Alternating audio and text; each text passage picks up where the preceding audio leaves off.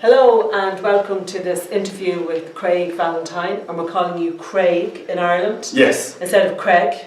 Okay. As I've heard people calling you on your other interviews. I've been called worse. And Craig Valentine is here to do a workshop and a keynote speech at the Dubhlinn conference. So Craig, you're very welcome to Ireland. Thank Céad you. Míle Fáilte to you, which is 100,000 welcomes in Ireland. Very, very welcome. Thank you. It's your first visit. It's the first visit, and this is the one that I was looking forward to all year long. Ever since I knew I was coming here, I was excited. I had no idea when I got here I would just crash because I was so tired, but I'm looking forward to seeing the city today and being at the conference all weekend. Super, super. Do you want to tell us just a little bit about what the workshop is about that you're going to do?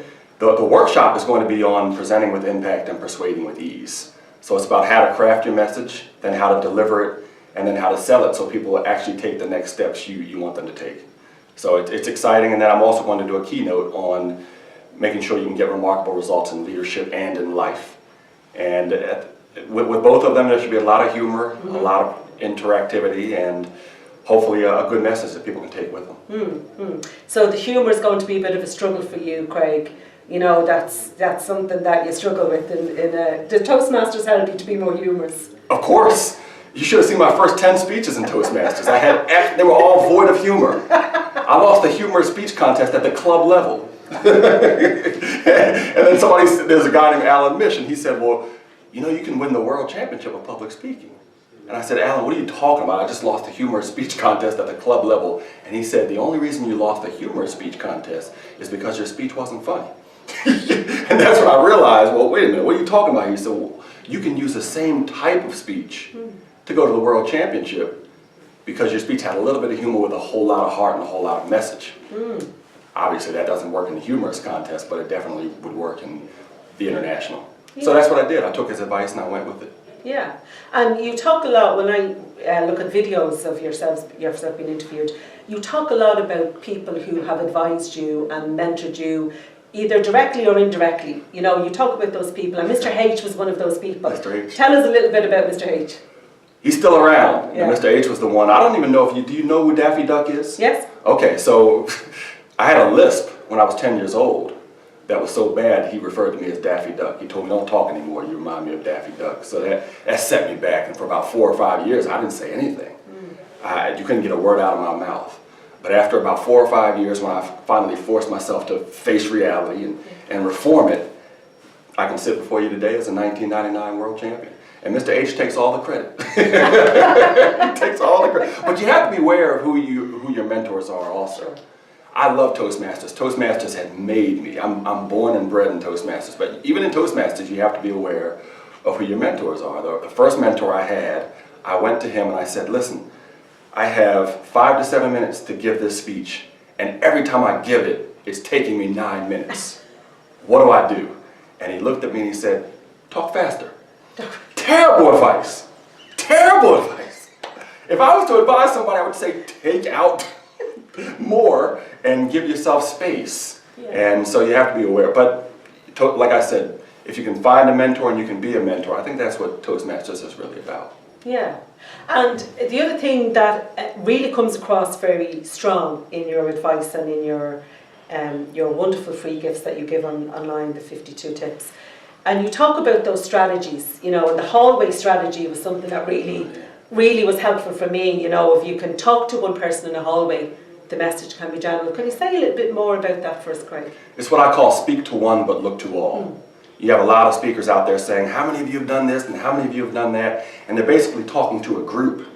Instead, I would say, have you ever done this? Have you ever done that? Speak to one, look to all. So speak to one grammatically. So the hallway test is, I always say, if you can walk by one person in the hallway and say it to him or her, you can take it up on stage. So if you and I were walking by each other in the hallway, I wouldn't say to you, how many of you have ever been to Baltimore? Right? Unless you have 8 personalities, we have a problem.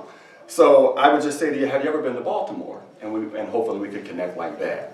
But it goes it manifests in different ways. Some speakers will say, now some of you might be thinking.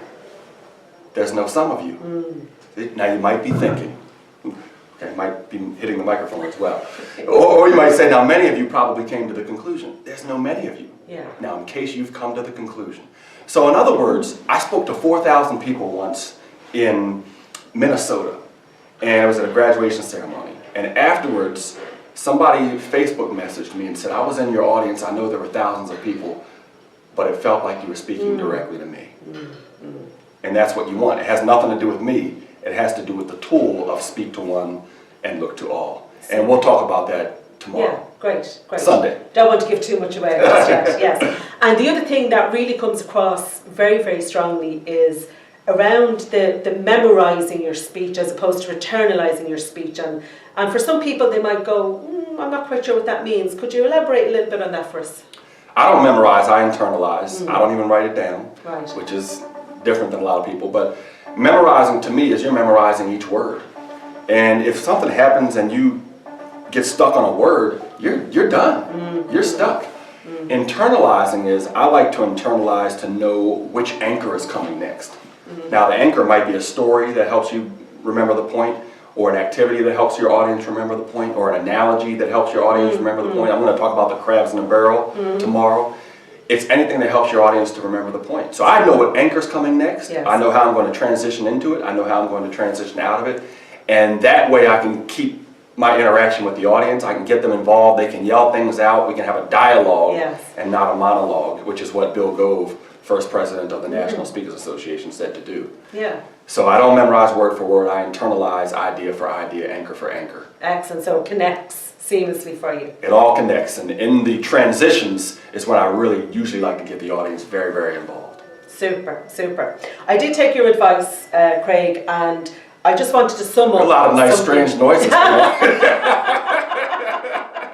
They knew you were being interviewed. See, that's the type of interaction I like. I like the spontaneous moments, right? If you can jump on those spontaneous moments, then the audience knows, well, this only happened here. And those are special. Those are the moments that people walk away talking about. Exactly. I hope you know what, bring those noises tomorrow when I speak. I will have the Sergeant at Arms this instant go and seek those noises out and replicate them for them. But I did take your advice, and you talk about talking about things in 10 words or less. Okay, and I decided that I was going to sum up the best decision that you made in your life in 10 words or less. Me to sum up? Okay. I'm going to sum it up for you. Oh, please do. I'm going to sum it up for Please you. Now, I know that your wife has more Facebook friends than you do. Probably. Because she's more popular than you are. She should be. Because we know that she influenced a massive decision that you made about your life. And maybe you'll just say the sentence that your wife said to you, and then I will sum up then what that impact has on your life. So tell the audience what that sentence was. So the sentence was, your dream is not for sale. And people won't understand that unless they hear the story. And now ask me how I know that. I know that because I had shirts made that said, your dream is not for sale. And I went to the barbershop and they were like, what do you mean? What are you talking about? I had no idea. But when you hear the story, it'll make perfect sense. Yeah. And her telling me that was what led me to be here. Yes, and it was a massive decision you had to make in your life. Massive decision. Yeah. And it was the right one because of her. Super. But the best decision was marrying her. Well, Craig, you and I are on the same wavelength here because I have written this in 10 words or less, and here it is. You made a wise decision to make Casey your wife. Absolutely. Bang on 10 words. So, ladies and gentlemen, his tips and tricks really do work. That just sums up the best decision Craig Valentine made in his life. This is Sandra Losty at the Dubhlinn conference with Craig Valentine. Thank you, Craig. Thank you. Thank you. Appreciate it.